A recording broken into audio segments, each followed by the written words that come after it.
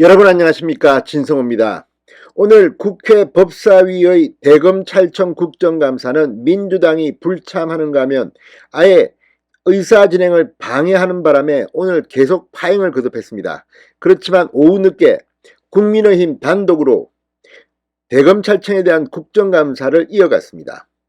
자, 대검찰청의 책임자인 이원석 검찰총장이 나왔습니다.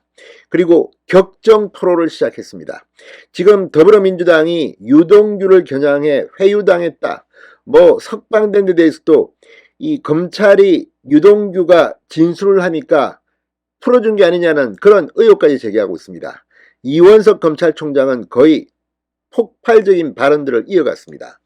자, 이 수사, 지금 이재명 대통령 후보의 이 불법 대선 자금 수사로 이제 번지고 있습니다.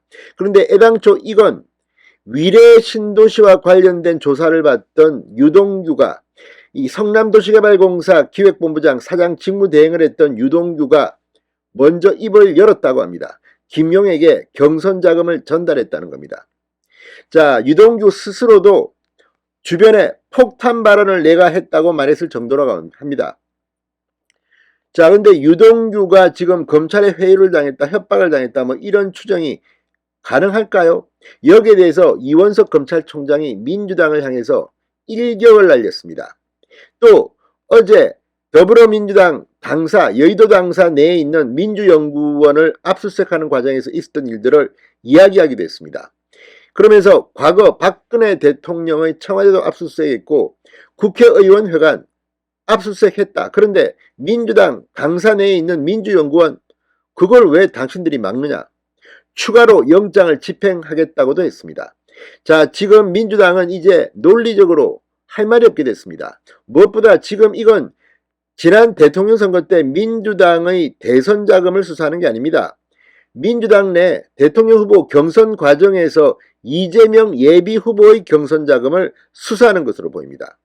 자, 지금 이재명에게 등을 돌린 일부 민주당 의원도 이제 보이기 시작했습니다. 반명 세력이 움직이기 시작할 것 같습니다. 자, 아무튼 이재명 대표 오늘 이원석 검찰총장의 말 들으면 쥐구멍이라도 찾고 싶을 겁니다. 진성호의 융단 폭격 시작합니다. 더불어민주당을 융단 폭격합니다. 방송에 앞서 아직 진성호 방송의 구독자가 아니신 분은 붉은색 구독 버튼 눌러주십시오. 더 좋은 방송으로 보답하겠습니다. 자, 대장동 의혹으로 구속 기소돼 1년째 재판을 받으면서 위례신도시 의혹으로 추가 수사를 받던 도중 유동규가 갑자기 김용에게 경선 자금 전달 사실을 진술하면서 지금 이 8억 원 불법 대선 자금 수사는 시작된 것으로 보입니다. 이게 한 달 전쯤입니다. 자, 유동규 스스로가 주변에 폭탄 발언을 했다고 말할 정도입니다. 그런데 지금까지 검찰은 한 달 동안 왜 그러면 이런 내용을 공개하지 않았을까요? 바로 증거를 찾기 위해서입니다. 지금 CCTV 상당히 많은 구체적인 정황들을 검찰은 파악했다고 합니다. 그래서 지금 이제 김용을 전격 체포한 겁니다. 지금 이제 민주당 할 말이 있습니까? 지금 계속 표적 수사, 정치 보복 이야기하는데 이걸 갖다가 검찰은 민주당 리더들이 그를 말할 자격이 있느냐고 묻고 있습니다. 지금 이원석 총장은 한명숙 국무총리 케이스까지 오늘 이야기했습니다. 자, 오늘 이원석 검찰총장 차분하게 민주당이 제기하는 유동규 회유 의혹에 대해서 이렇게 말했습니다. 자, 어떤 검사가 유아무개 한 사람에게 인생을 거나, 유아무개는 물론 유동규입니다.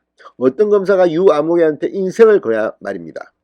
자, 이원석 총장은 이 국회 법사위 대검찰청 대상 국정감사에 나와 과거 국무총리에 대한 수사를 할 때 회유라든가 이런 문제가 나와서 10년 전의 것도 문제가 됐다고 말했습니다.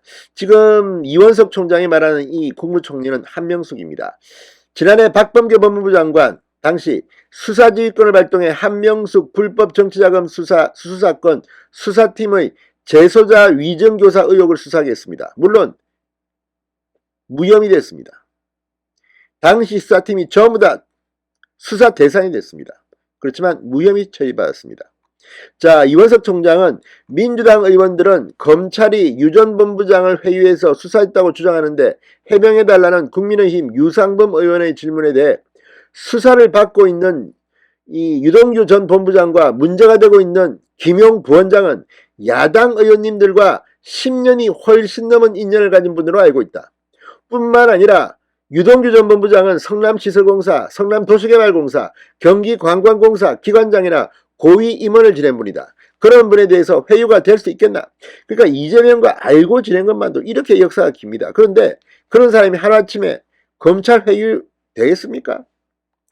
회유한다면 오히려 구속하고 교정시설 안에 가둬놓고 회유하지, 법원에서 구속영장 기간이 만료돼 밖으로 나간 분을 회유할 수 있겠나라고 반문했습니다. 그러니까 오히려 회유를 하려면 구속을 연장시켜서 유동규를 구치소에 가둬놓고 회유를 하지 왜 풀어주겠냐는 겁니다.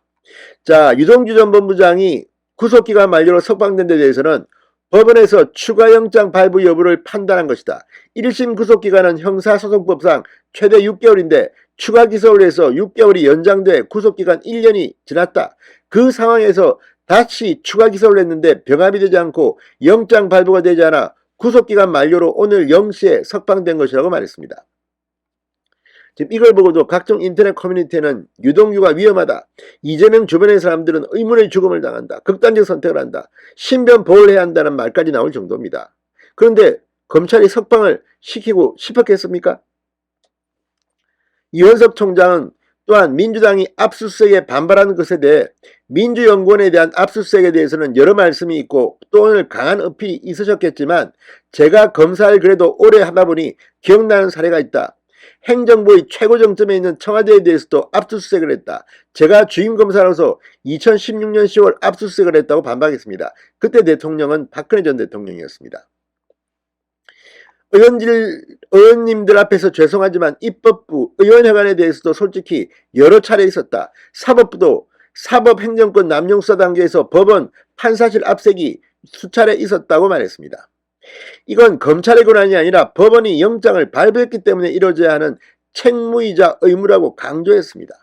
압수수색 장소인 민주연구원이 민주당사 내에 위치한 것에 대해서는 대검 국정감사를 앞두고 민주연구원이 어디에 소재해 있는지 보고를 받고 당산에 있다는 말을 들었는데 저라고 국정감사를 앞두고 야당의 당산에 들어가 있는 민주연구원을 압수수색하는 결정을 내리기가 용이했겠느냐? 그렇지가 않다.